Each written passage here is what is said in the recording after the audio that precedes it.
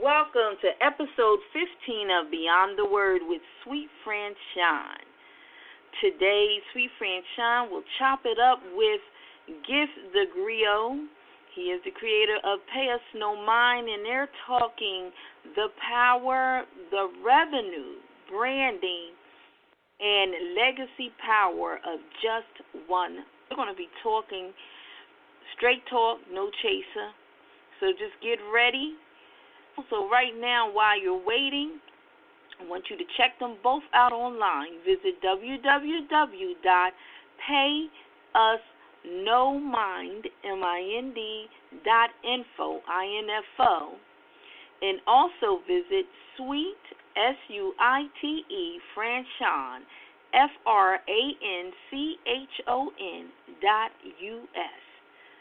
So we're here on internet radio, so you can open up a couple windows while we wait for everyone to come. Wow. Welcome, everybody. We apologize for the technical difficulties, and thank you so much for calling in. This is your host, Suite Franchon, and you listen to Master Griot Radio, Beyond the Word with Suite Franchon. We thank you so much for joining us today. We are thankful that we are here and was able to work through whatever challenges we were having. Get right into it in a moment. As soon as I verify with the producer a couple of things, and everybody, we got to give shout-outs and love to our producer, Miss Jacqueline Taylor Adams, who always comes through for us. No matter what's going on, she gets it done. I know she might be a little frustrated right now because we're running a little late, but you've done it, Jackie, and we thank and appreciate you. And make sure, everybody, you continue to follow Master Griot Radio on Blog Talk. Again, I'm your host, Suite Franchon, and today's episode, which I found out is episode 15, we are speaking with artist Advocate Gif of Pay Us No Mind.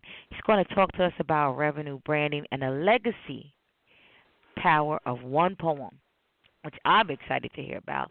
If you don't know, you should check him out on YouTube. He has over 7.5 followers, so obviously he has content that people are listening to, and we're grateful that he is here so we can learn to stop leaving money on the table.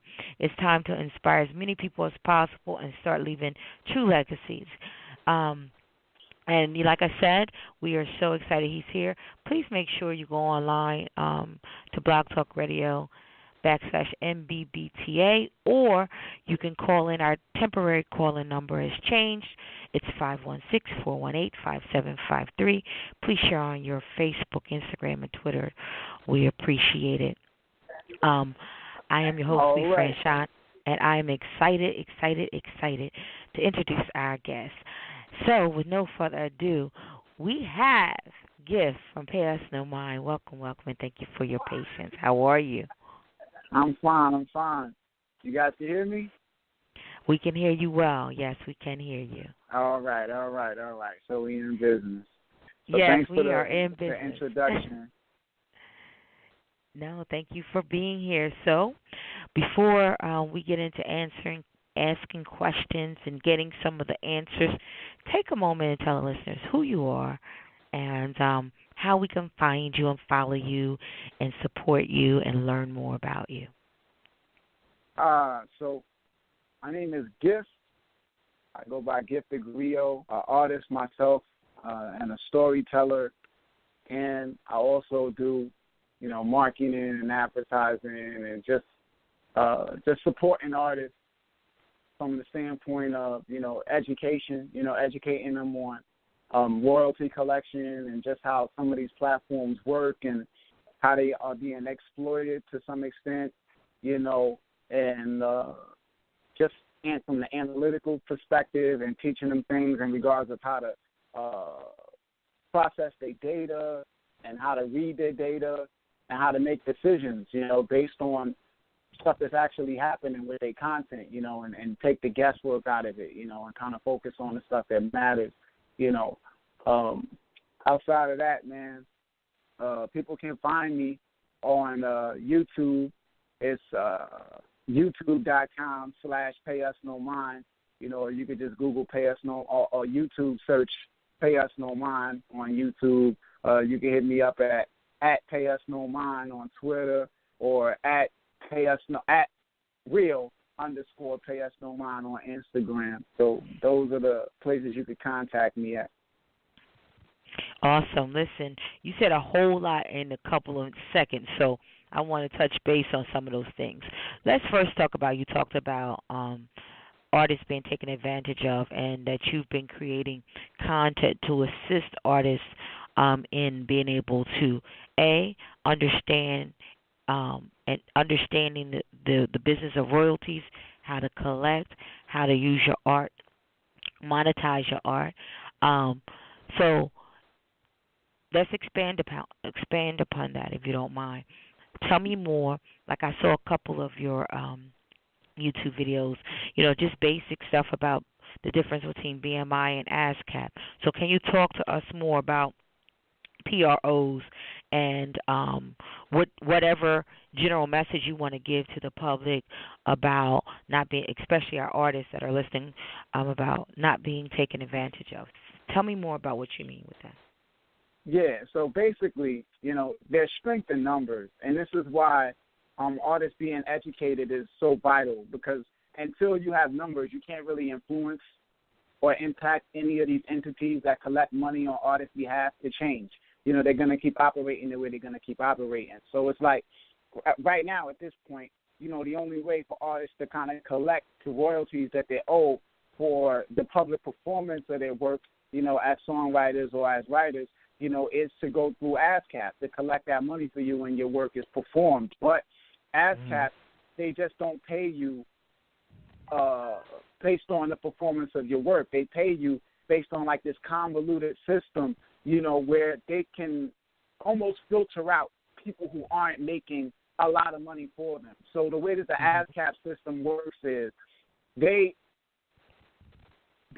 basically calculate payments based on market share, and they designate a certain amount of listening hours, a certain amount of time that they spend listening to radio stations based on market share, where the radio stations that generate the highest percentage of revenue, the ASCAP, get all of the listening hours.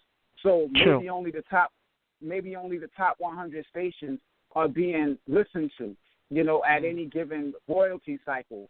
And even though they're only listening to 100 stations, they take money from all of the stations. Any station that plays music, ASCAP gets money from them on a monthly basis.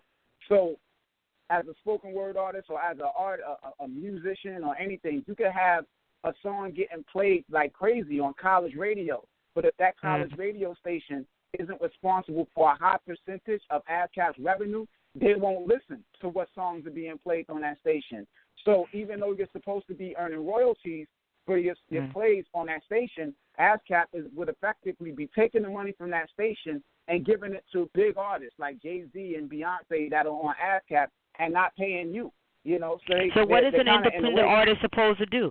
What is an independent? Well, how does an independent artist make money then? What are they supposed to do? They thought they doing the right thing by making sure that they were a member of ASCAP or BMI, and then they notice and they're not getting any royalties. But in order to even be on some internet radio shows, they have to be a member of one of those organizations or both. So tell me, what is an independent artist supposed to do then?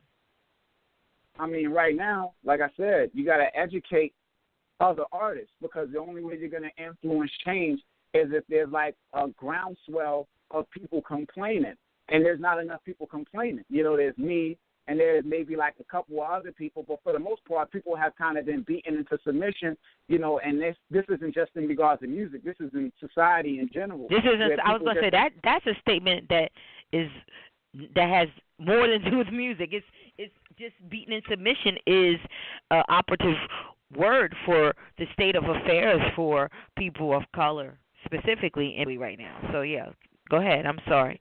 You just got me all wild up when you said that. Yeah, it's like people basically have accepted defeat. They've accepted that this is the way that it is, and there's nothing that they can do about it. And for the most part, it's already tough getting artists to even care about royalties in general, because for the most part, people, they know money in their hand. They know hand to hand. They know I sell somebody a CD, they give me $10 in my hand. They know I do a show, somebody give me $100 or however much to perform. When it comes to royalties and all of this percentages and pennies and all of that other stuff, that's not something that they too familiar with. So when you even trying to explain what's going on, they don't really understand it to the extent that they need to even be mad about it. It's kind of like going over like math, like it's kind of like explaining like calculus to somebody sometimes, because it's kind of, they looking at it, they like, all right, well, I don't even know how that works, so forget that. Like I'm trying to get a deal. They might want to try to get a record deal or something like that because they don't know how these royalties work. And these institutions, they make it a convoluted process on purpose. So when you go and you look at it, you're kind of like, oh, all these numbers, all these calculations, like, forget this, let me move on. And artists don't understand that there's a reason why when people negotiate contracts that these record companies will fight you tooth and nail over pennies. The artists kind of chuck it and be like, well, these are just pennies. But these record companies will fight you for these pennies. Because pennies make dollars. Yep. And if they got enough pennies, they making dollars. That's just how it goes. Making dollars, they're making millions. Because at the end of the day, the royalties are what sustains an artist's career. So it's like years and years after you've fallen out of favor and you're not on radio and you're not on TV, you're going to make your money from your music getting placed in commercials, from radio spins on, old, like how you got like Kiss FM that be playing the old songs and stuff like that. People using your music for different things in TV shows and people putting your song lyrics on T-shirts and stuff like, all of those things require performance royalties, and public royalties for the use of your work publicly. So it's like when it comes down to those rights, you're going to make a lot of money off of that stuff, down the line. And that's why they fight you tooth and nail for it. But, I mean, it's really detrimental the way that ASCAP does things with the radio, not just because it's like not a lot of artists can get on radio to begin with. But but where it messes things up is the fact that ASCAP basically utilizes the way that they track plays on royalties and apply that to everything. So, like, ASCAP is supposed to pay artists when they perform at live venues. Like, if you perform at your local cafe or bar, you're supposed to give royalties for that performance. You are. Yeah. Yeah, you can go home and write down that you performed at that place, right? But the way that ASCAP calculates payments for those performances and even calculate payments that they send out to artists for music played at bars and stuff isn't based on what the bar or the club or the venue actually plays or who actually performs there. It's based on radio plays. So whoever is getting played the most on radio is whoever they send all of the money they collect from the bars and the clubs and all of that. That's whoever gets that money, So it's like they have like a lot of different ways, to basically take money from the poor and give to the rich.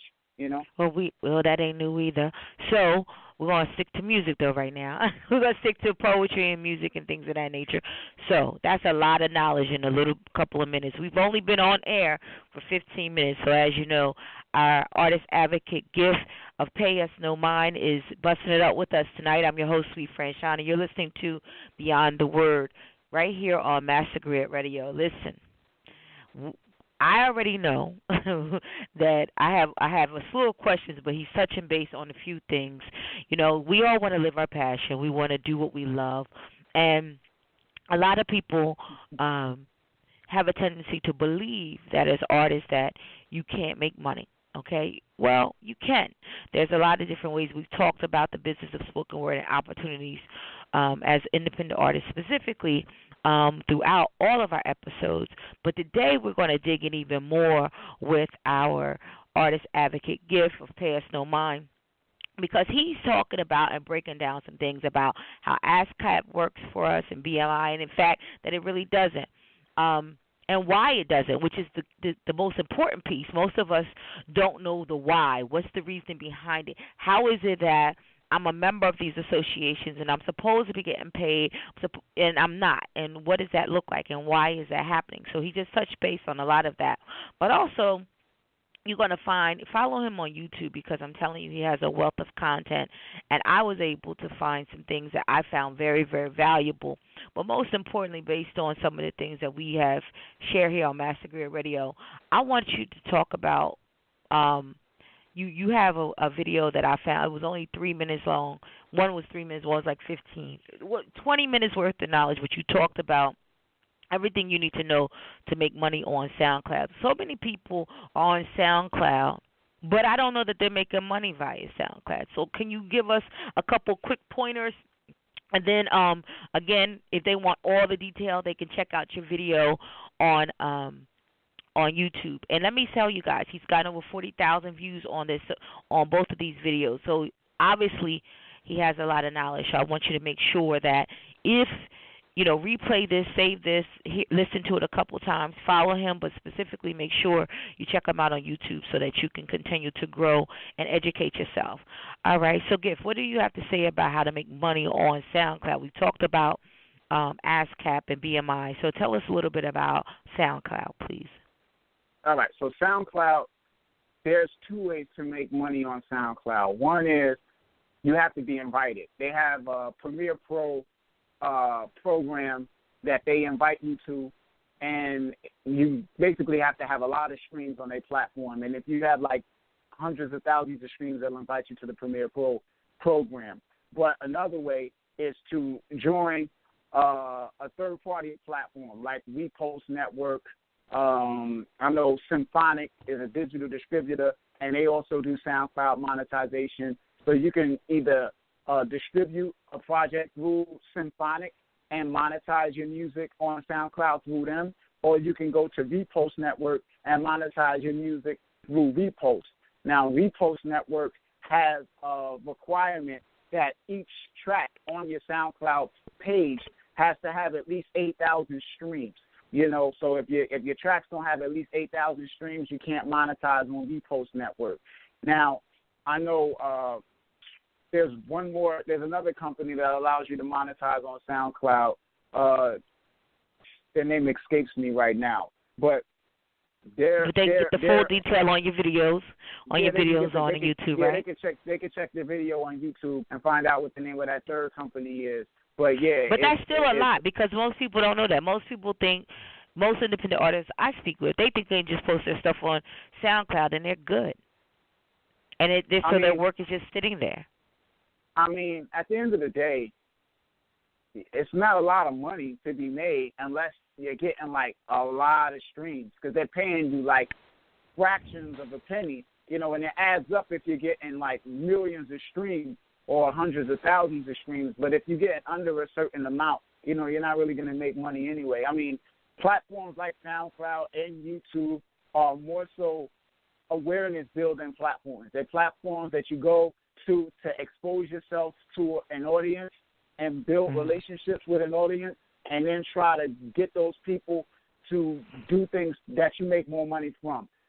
Whether it be selling merchandise, whether it be doing shows, whether it be, getting them to buy your music or streaming on another platform where you make more money, Now, SoundCloud in particular, it's a platform that everybody uses because it's free, and it's open, but it's not the platform that I would encourage people to use, because they have certain practices, that just basically makes it like a vacuum where it's hard to get people off of their platform, and a lot has changed on their platform, because they basically are trying to become like another Spotify. They're trying to become a streaming platform and get people to pay a monthly fee to use the platform. So it's not as like friendly or artist friendly as it once was. They have basically a lot of these different platforms, record companies take equity in them, have a responsibility to pay these record companies a percentage of their revenue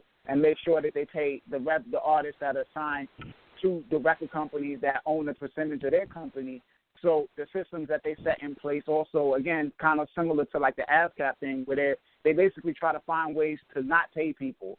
So this is why they have like the Premiere Pro program, because technically they shouldn't be able to do it. It's illegal. They should have to pay every artist that has music on their platform mechanical royalties, but they don't.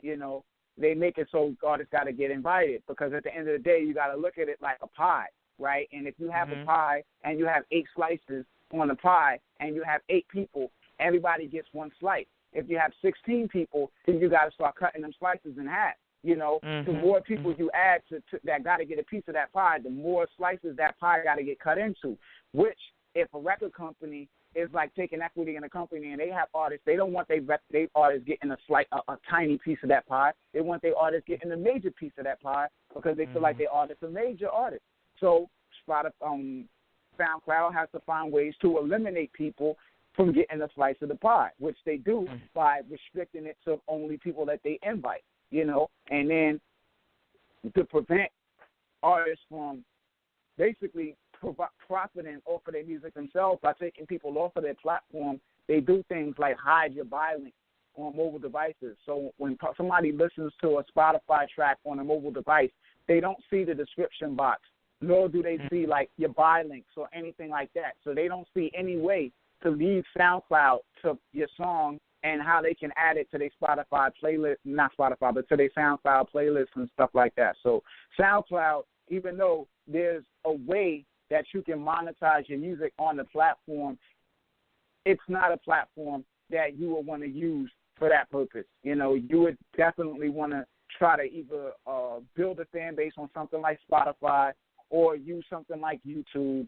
you know, because those platforms are just better for you being able to monetize your music and also better for you building a fan base and being able to take that fan base someplace else, you know, and do other things with them. That's awesome. That's great information. I'm going to ask you one more question, and we're going to take a break for some music.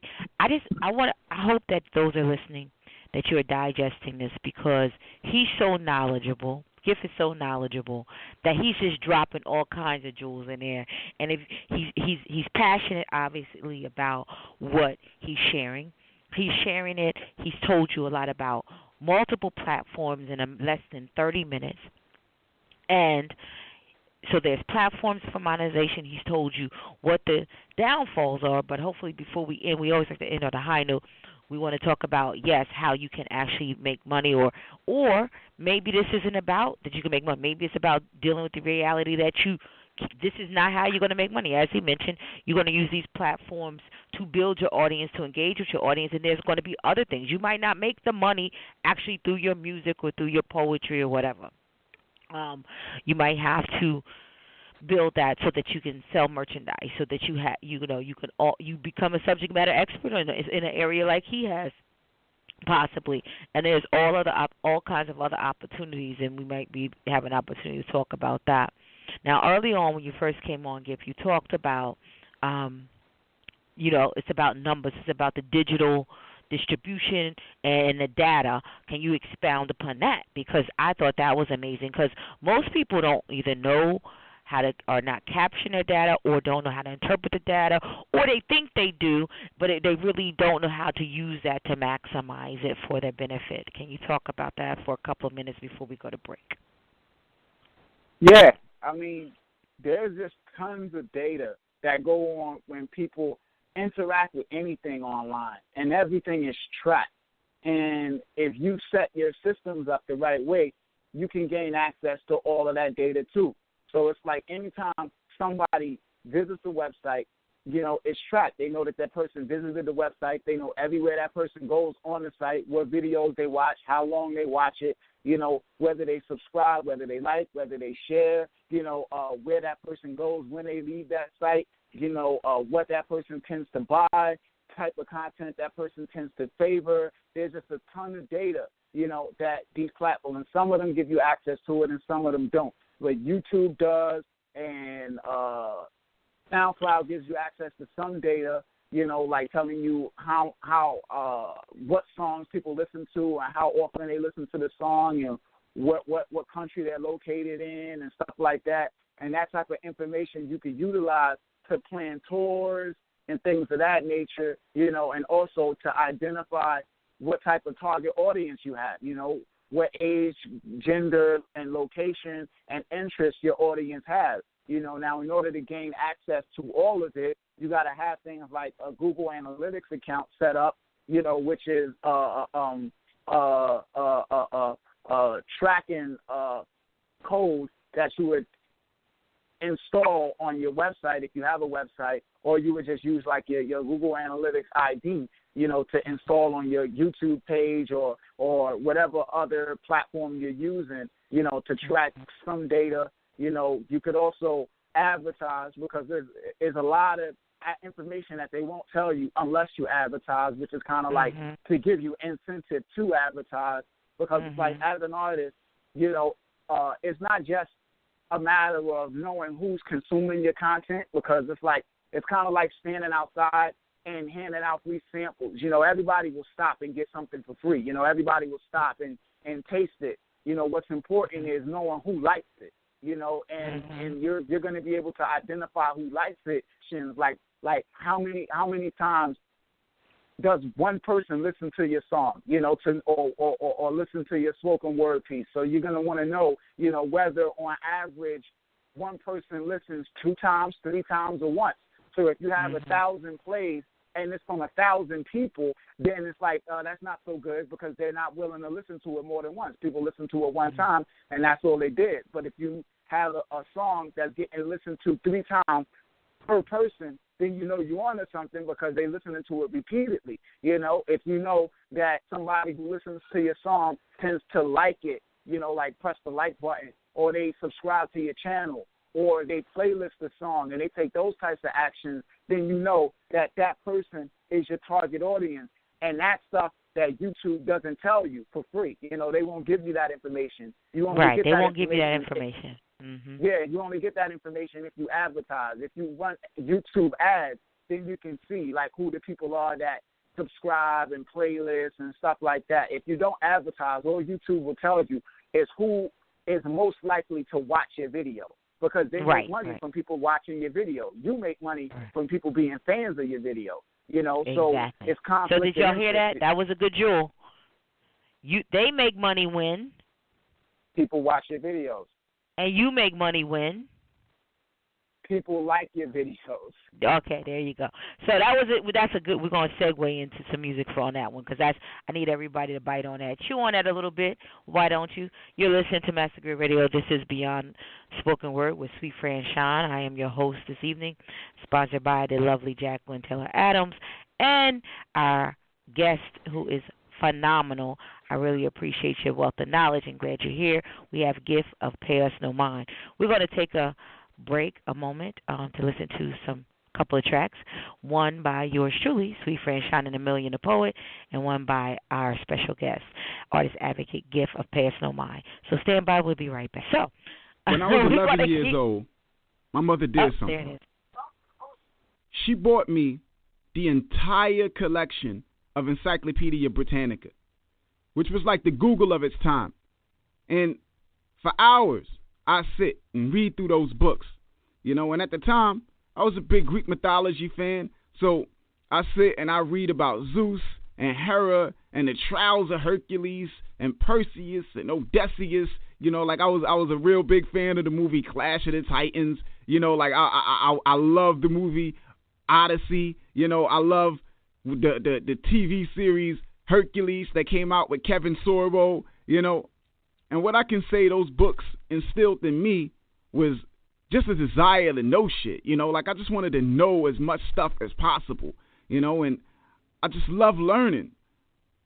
And it was just unfortunate that love of learning didn't transfer over to school. I hated school, man. And every school year started off the same, I start off with intentions to do my best, and in the beginning, I do good. We read a chapter, do the reviews and the exercises, take the practice tests, but somewhere along the line, things will become a mess. The teacher will be like, we're behind. We start skipping chapters, he started looking stressed, and it was usually around the time we had to take the standardized test. So I'd struggle with the work, need help, come home and ask my mother, and she'd be like, it's been a long time since I was in school. That work done changed so much. Why don't you ask your brother? Just ask your so brother. I'd march over to him with my school book, and he'd do shit like squeeze his nuts through his clenched fist and be like, hey, Sean, look. See, to him, it wasn't important that he taught me how to do math or how to read and write. He taught me not to be a punk. Yo, hit him He back, taught me how to fight. Hit him back. He taught me how to dress and to keep my gear tight. He taught me how to dance and to party through the night. He taught me how to talk to girls. Told me not to be a hater. Showed me the 30-gauge pistol he had stashed in the radiator. The crack under the mattress my mother washed down the sink. He gave me my first blunt, my first beer to drink. See, my brother was what some people would call, and because he was bad, people wanted to save him. When he was in the choir, our pastor, Pastor Eastman, wanted to save him. His basketball coaches wanted to save him. Good Samaritans in the neighborhood that just saw him going the wrong way wanted to put him under the wing and save him. When he was 16, he got his girlfriend pregnant and was in danger of getting kicked out of school. And my mother and my sister banded together, to make sure that he stayed in school and push him through and make sure he graduated. And he did. He graduated, man. Me, I was a quiet kid that kept to myself. I wasn't into sports. I wasn't athletic. I wasn't in the choir or anything like that. I wasn't in the streets wilding out. And I had what I refer to as, that's nice talents. In the hood, if you could do things like sing or play basketball, people look at you and see dollar signs. The C's part, they can't do enough for you. People look at me and they say, oh, you write stories? That's nice. That's nice you write stories. Keep it up. You could draw? Oh, that's nice. That's nice you draw. Keep it up. And by nature of what I did, everybody automatically assumed that I was a good kid. So they say, oh, he's just some oddball that sits in a house and writes stories. There's nothing to be concerned about. And I got into trouble, but not enough trouble, the way I'd be deemed a bad kid and need to be saved. And I did okay, but not good enough, the way I'd be deemed this great kid that need to be praised. So I was just kind of like left alone and slipped through the cracks. And back in them days, the public school system felt like it was counterproductive to separate you from your peer group. So even if you failed, they wouldn't leave you back. So I failed, and I got ushered from grade to grade when I didn't know jack, still counting on my fingers to add and subtract. And in high school, I found myself feeling like I was in quicksand because the new work was based on the old work that I didn't understand. So rather than sit in class feeling like a fool, I'd smoke weed on the steps across the street from the school. Inevitably, I became a high school dropout. Sold crack, caught a case, and copped out. And all my mother wanted me to do was finish school, get a good job, and get the hell out of the house. Seems simple. I wish it was.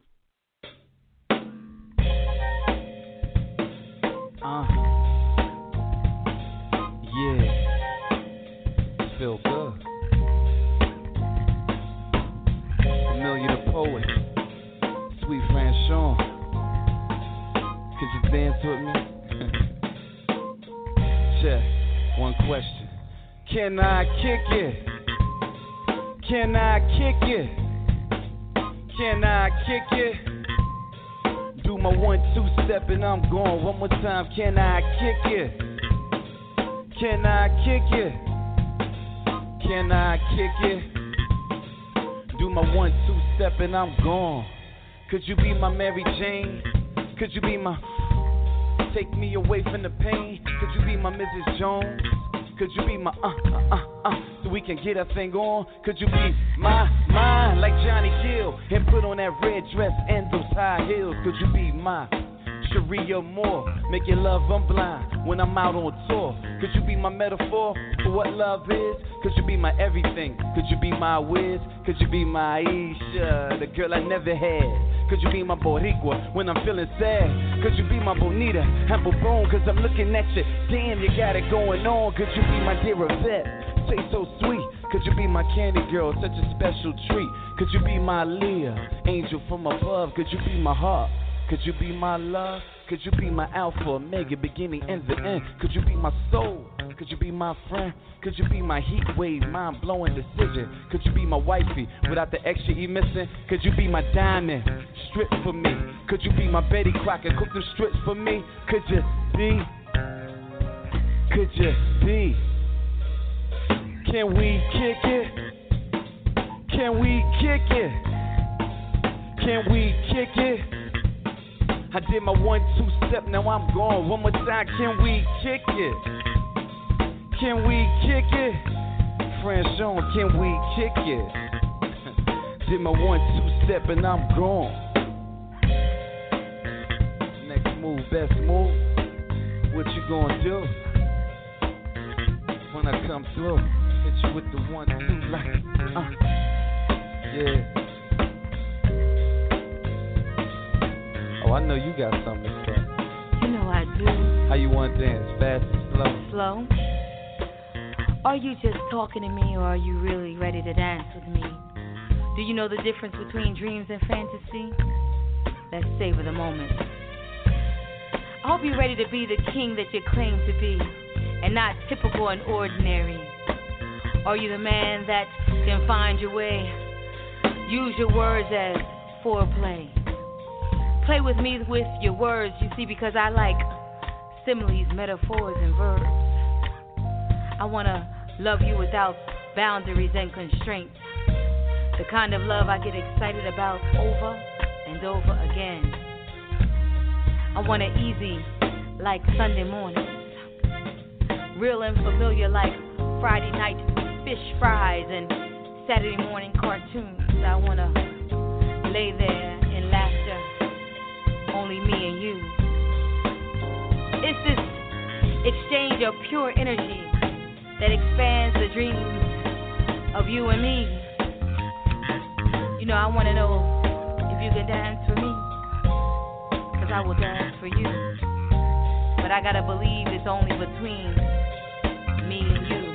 You know, just us two. So, can you kick it? A million. Can you kick it? Can we kick it? Can we kick it? I've done my 1-2 step and now I'm gone. How you want it? I can talk to you for a little longer. You know how I do.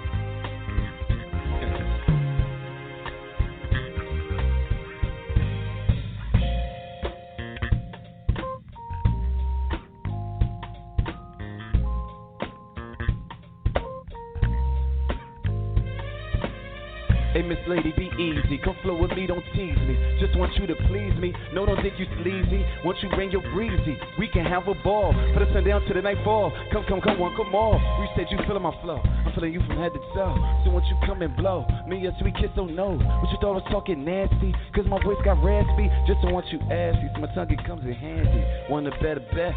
Want to bet you make you wet. To the point you will forget. On your market, set go. Relax your mind, but let your conscience flow. I get high, you get low. If you don't know now, you know. Oh, flow with me, flow with me, flow with me, girl. Dance with me, dance with me, dance to my world. Flow with me, flow with me, flow with me, girl. Come flow, come flow,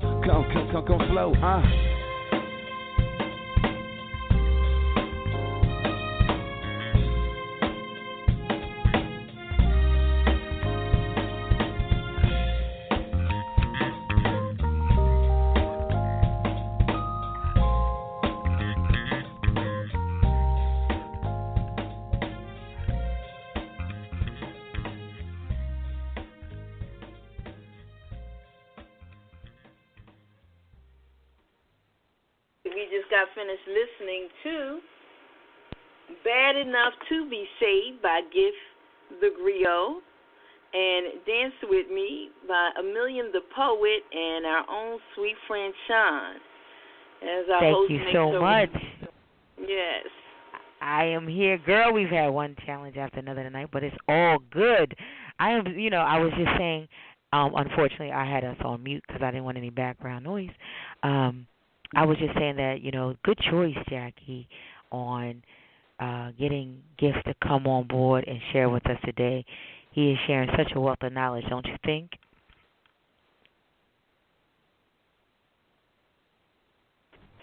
Yes, I do. I think he's really great I'm sorry, I had myself muted too, just to keep the background noise out. It's the way it is. So we worked it out today. It's all in fun and it's all in education. And pay us no mind. Please make sure you subscribe to his YouTube and get your notifications on, because he's always dropping awesome content. And we are down on the stretch. We have about 15 minutes left before we end our segment today. So I want to make sure I bring him back on. As Jacqueline said, he's a spoken word artist. He's an artist advocate. He is also advocating and teaching artists about, specifically poets, about building success. What does that look like? How to monetize these various platforms? How to use and understand your data and digital distribution. I'm trying to think of what else I want to share. We talked about SoundCloud earlier. Why or why not you would want to choose that as a platform. One thing we didn't talk about specifically, and I know I want you to talk about it, if you would, Gif, a little bit. Now, like I said, YouTube, we talked about that a little bit. We talked about SoundCloud. We talked about the importance of data. But I noticed that everybody believes they should go straight to CD Baby. And I know for me, I was on multiple platforms, and I don't find any of them. I haven't been able to find the one that helps me engage the way I want to with my audience and grow, except for Instagram has been my greatest gift. It seems where I'm able to find my tribe, and I'm able to engage and get people to like and use and go to the website and build an interest. For me, it's been Instagram. Reverb Nation personally hasn't worked for me. I'm, of course, on CD Baby because I have a couple of digital products out. SoundCloud, I have a few things sitting there, but I don't use it to its fullest capacity, I'm sure. So tell us about digital music distribution, such as one of the most popular ones that everybody seems to use is CD Baby or Reverb Nation. Tell us why that would be, what's the comparison, or what's the pros and cons of either one of those, if not both? I mean, it all depends on what your objective is, CD Baby is a digital distributor. So their job is pretty much just to get your music into digital music stores like iTunes and Amazon and stuff like that. And once they get your music in the stores, you're on your own. So their job is to get your music in the stores and process the payments and pay you when they get paid, and that's pretty much their job, And outside of that, you want to maybe have access to data in regards to customer data, like what people are buying and what people are streaming and things of that nature, but that's what they do. Reverb Nation they have a distribution arm, like they do digital distribution too, but they're more so kind of like what MySpace used to be, where artists can go there and upload music and send fans there to listen to their music and stuff like that. They're just not very good at it. Instead of having like actual fans that go there, they just have other artists that use the platform too, and all of the artists on the platform just pretty much spam each other. So it's not a good platform to use because there's no fans there, so they're not good. Now, if you are looking for a platform to promote yourself, then it all depends on your personal network and what it is you're doing. So you have what's called search engine optimization, right? SEO. And that is basically terms that people are searching for. Like, let's say if I want to find a Whitney Houston song, I go to Google and I type in, like, let's say I want to find a bodyguard. I go to Google, and I type in Whitney Houston bodyguard. And then all of the results will come up with the movie, any songs with that title, any videos that got that that title in the name would come up as a result.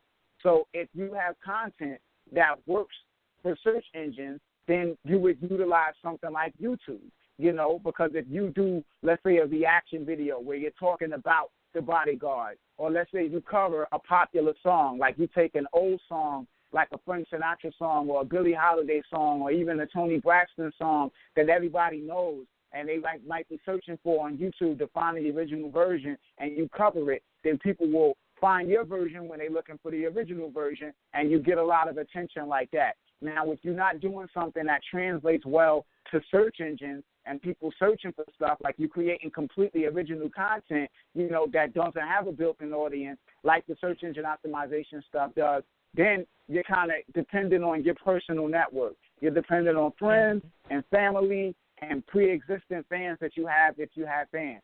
So that's when social media comes in play, things like Facebook and Twitter and Instagram, when you are relying on your personal network, because then you can just to your network and let them broadcast it out. Where if your friends see it or your family members or whatever fans you have, they see it, they like it, they share it, and then their friends see it, and, so on and so forth.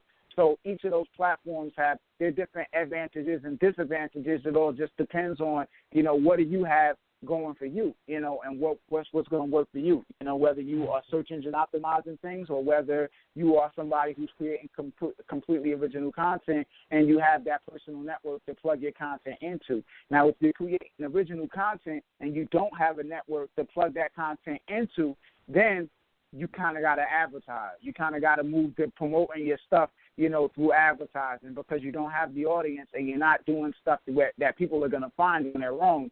So you got to get it out there somehow, and advertising is like a perfect way for you to build awareness. A lot of times artists don't have that personal network to plug their content into, and they're creating original content that people aren't going to just stumble upon, and rather than recognizing the fact that they got to spend money and advertise, they get frustrated, and then they start lashing out at their personal network and be like, y'all don't support me, people don't support me.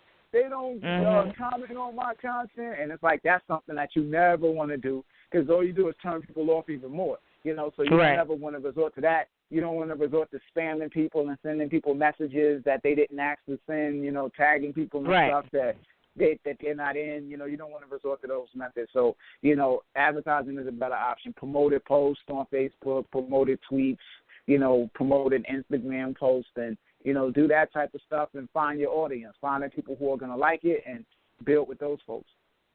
Right, absolutely. Awesome. That's so okay. So some takeaways for the day, generally speaking. Give me, if you would, we're going to play a little game. I'm going to ask you a question. Give me like a short answer. So tell me, tell me, what is the one most important thing that you think artists should know, specifically poets, when it comes to monetizing their craft, their art? How publishing works. Mhm. Yeah, how you heard that, everybody? How publishing works. That seems to be how publishing works. Always comes up. Period. Point blank. How publishing works. That is always the most important thing you can do as an artist, as a writer, as a creator of anything spoken word, that or musically as well. So that's a good answer. Thank you, Gif. Thank you. I like that. What's another question I have for you? Oh, I know. So, what do you find outside of publishing? What is the one thing that everyone seems to leave the most money on the table? What do people leave the most money on the table? I would say in sales, like actual music sales. And they end up leaving money on the table a lot of times by being greedy, and this is something that's particular to certain types of artists too, not everybody, but a lot of artists, because a lot of times artists kind of look at it and say, okay, well, where am I going to make the most money? And direct sales, you're going to make selling your music direct through CD Baby or selling your music direct on a platform like Bandcamp, but people don't like to buy music like that. People, at the end of the day, when it comes to sales, it's convenience and affordability. Those are the primary things that drive what people buy.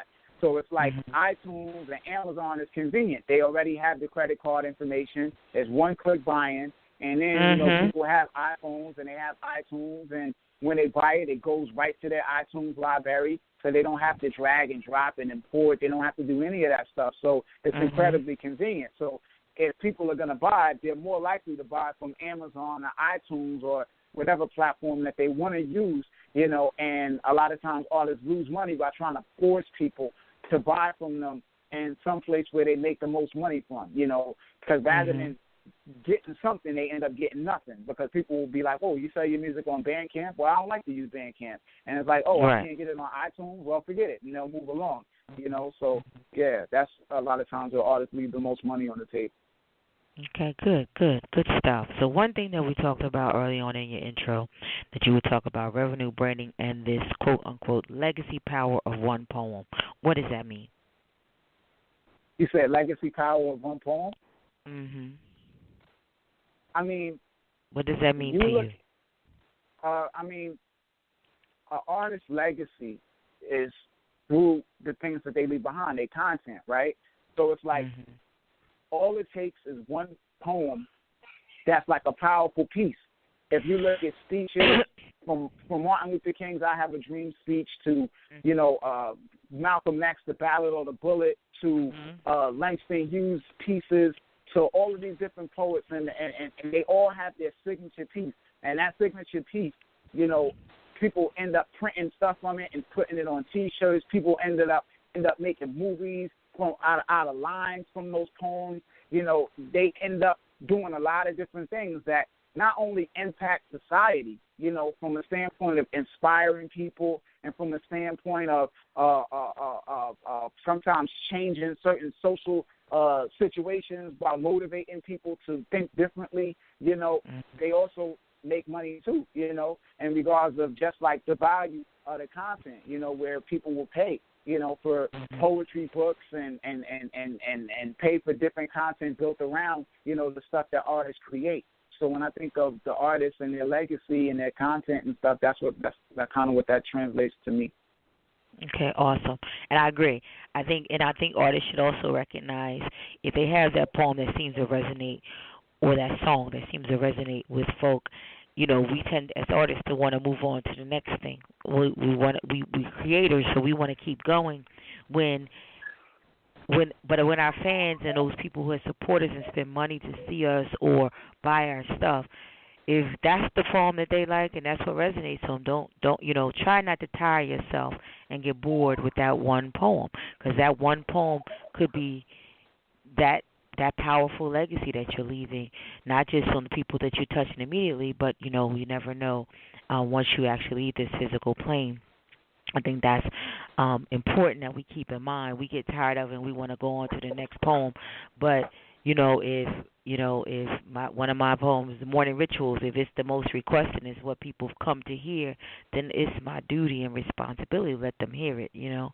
So we got to make sure that we keep that in mind, and that one poem, like you said, could be your legacy, could be the legacy that you're leaving behind. All right. Got to give them the hits. Got to give them the hit. You got to give them the hit. I know artists who get mad when they got to give them the hit. They like, well, I don't want to do that. Well, people start walking out your shows, or they not buying that next CD, that book, or whatever. Hey, you got to give the people what they want too. You know. You notice, if you look at it, you notice all of the artists that don't like performing their hits, like years out down the line when they can't make no money, they start rethinking that. They come back out and they be like, it's not so bad. You know, and that's all they doing those shit. Yeah, they start doing those songs again. They start doing those songs again. That's why the 90s is having such a resurgence, because they doing them songs, and they 50 years old. They doing them songs. Let me tell you, because we still want to hear it, and we listen to your new stuff, but we want to hear what we know and what we grew up on, or whatever the case may be.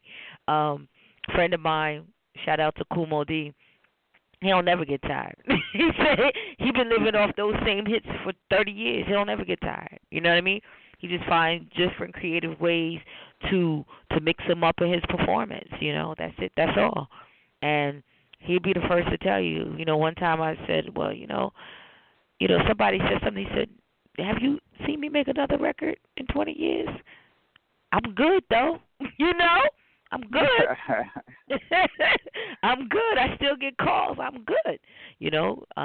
So we got to keep that in mind. Not just from the performance side, but, a good thing for him, he has publishing rights. He produced a lot of stuff. So he's been able to eat off of what he did 20 years ago, 30 years ago, and still continue to, do what he does and do what he loves. So that in mind. All right, we are rounding it out. We only have a couple of minutes left. We got about 2 minutes left, so we want to always close it out. Let me remind everybody that, you can always catch the replay of any of our shows of Beyond the Word with Suite Franchon on YouTube. I don't share them on YouTube yet because I don't video. On Twitter. You can also get links on Instagram, Facebook, and, of course, going to my website, peacelovepoetry.us or Suite, SUITE, Franchon, FRANCHON.us. I always forget to plug myself, and if you would like to continue with us, we also have another show, Soul Opera Radio and Soul Opera TV, and then Soul Opera Live, which is March 15th. At World Cafe Live in Philadelphia. It is my birthday month. It's called Bring Me Flowers, and we're going to go in because for some reason everybody comes to the March show. We have so many people performing. So it's a lot going on the calendar. Keep up with us, like I said, on sweetfranchon.us or peacelovepoetry.us or right here on Master Griot Radio, produced by the lovely Jacqueline Taylor Adams. And, I just appreciate you guys for, pushing me to continue to grow and share with you the various platforms, and I'm just grateful for that you allow me to live my passion, and you share and encourage me to continue to share everything I am and know when it comes to the growth and evolution of spoken word and being a poet and being respected as an artist and a poet. So I appreciate you much. But we're about to close out, and I'm going to ask our special guest, Gif of Pay Us No Mind, to give us any last-minute words and remind people of how they can reach out to you. And just, close it out for me. Say goodbye to the people as only you know how. Hey, man. Artists out there, just keep grinding, keep performing your work.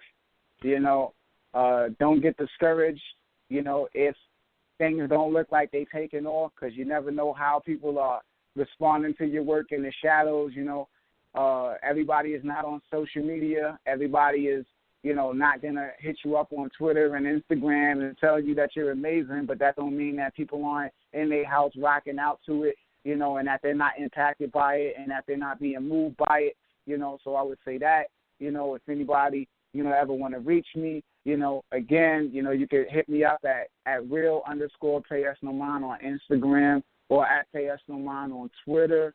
Or if you want to email me, it's payusnomind@gmail.com. I got the YouTube channel, Pay Us No Mind, youtube.com/payusnomind that you could go to get more information and stuff like that, man. So that's pretty much all I got to say, man. Much love to everybody. All right, peace and love. Then this is Suite Franchon. We thank you again for joining us. Make sure you listen to the rebroadcast if you miss anything. Lots of jewels in this segment. And shout out again one more time to the woman who made it all possible for us tonight, Miss Jacqueline Taylor Adams. And we are out of here. We'll see you next month. All right. Xfinity Mobile is a new kind of network designed to save you money while streaming your favorite music, like that 90s Jams playlist you've played 72 times today. It combines America's largest, most reliable 4G LTE with the most Wi-Fi hotspots. You can get up to 5 lines of unlimited nationwide talk and text included with your Xfinity Internet, so all you pay for is data. And now get a $200 prepaid card when you buy an iPhone. Visit an Xfinity store or click to see how. Restrictions apply. Requires subscription to Xfinity Postpay Internet and activation of a new line of Xfinity Mobile. Up to 5 devices per account.